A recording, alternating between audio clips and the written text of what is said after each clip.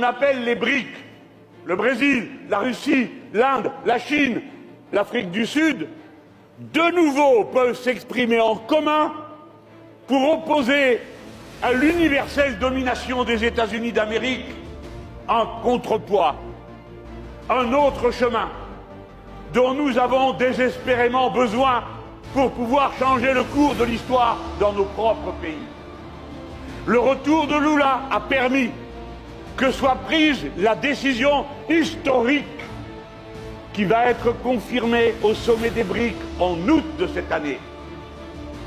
En août qui vient là.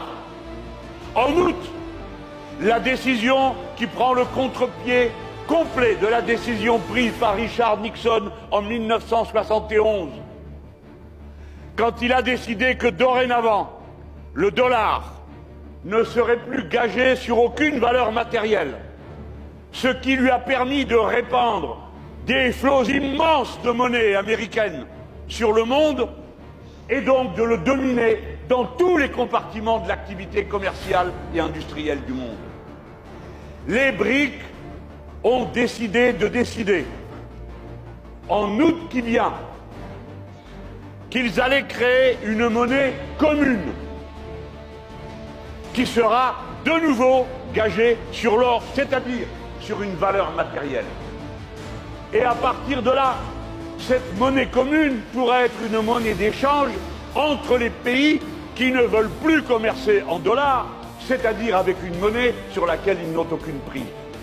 Mais la face du monde va changer à partir de là, pour diminuer la prétention des États-Unis d'Amérique à continuer de diriger le monde, et donc d'entrer dans une autre étape de la civilisation humaine, où l'organisation qu'incarne l'ONU pourrait redevenir le forum des peuples et le lieu où se décide ce qui est bon pour tous, et non pas dans le G7, le G8, le G20 et toutes ces organisations arrogantes qui réunissent une poignée d'États qui décident pour les 196 autres.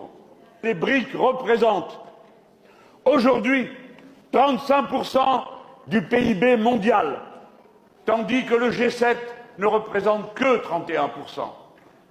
Nous allons donc à un grand changement géopolitique.